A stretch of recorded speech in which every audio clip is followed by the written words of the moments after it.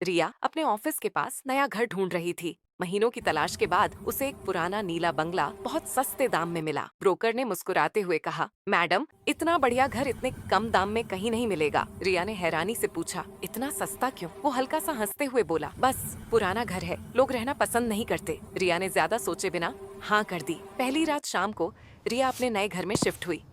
घर साफ सुथरा था, बस थोड़ी सी धूल जमी थी। उसने खिड़कियां खोली, कमरे में ठंडी हवा भर गई। वाह, कितना शांत इलाका है, उसने मुस्कुराकर सोचा।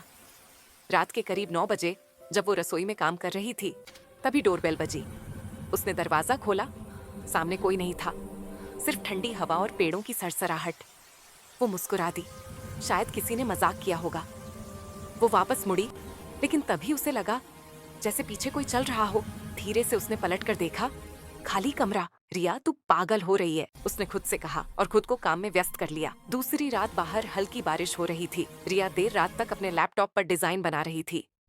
रात के 1 बजे थक थक थक वो चौंक गई। इतनी रात को कौन? उसने घबरा कर पूछा।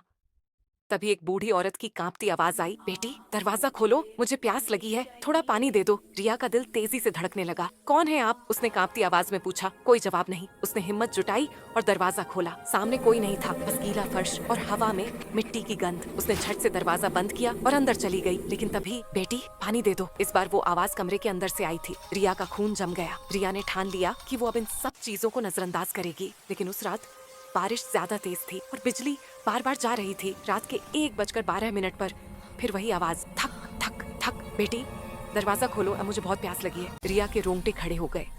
वो कांपते होंठों से बोली, कौन है आप? कुछ पल सन्नाटा, फिर वही भारी आवाजें, पानी दे दो बेटी, बस एक गिलास। रिया ने धीरे से दरवाजे की झिड़ी से झांका। सामने बारिश में सफेद साड़ी में एक बूढ़ी औरत खड़ी थी। उसके बाल गीले थे, चेहरा आधा अंधेरे में छिपा हुआ और आंखें लाल चमकती हुई। वो बोली, इस घर से चली जाओ, ये घर मेरा है। इतना कहते ही वो धुएं में बदलकर गायब हो गई। रिया ने चीखते हुए दरवाजा बंद किया। उसके हाथ कांप रहे थे, दिल जोर जोर से धड़क रहा था। कमरा फिर से शांत हो गया, पर ठंडी हवा उसके चारों ओर घूम रही थी, जैसे घर खुद सांस ले रहा हो। उसने हिम्मत जुटाई और सामान पैक करने लगी। हर कदम पर फर्श से ठंडक उठ रही थी, जैसे बर्फ के नीचे चल रही हो। दीवारों पर लाल छायाएं हिल रही थीं, जैसे कोई उसे देख रहा हो। उसने अपना बैग उठाया, कपड़े समेटे और हर कमरे में दौड़ते हुए सामान उठाना शुरू किया। तभी आवाज आई, तुम मेरी हो, तुम मेरी शिकार हो। रिया के कानों में आवाज गूंज रही थी, दीवारें कांप रही थीं, गिलास अपने आप हिलने लगे थे। और उसी वक्त दीवार के कोने से वही लाल आंखें फिर दिखीं। रिया ने डर को झटका और दरवाजे की ओर दौड़ी। बाहर का दरवाजा खोला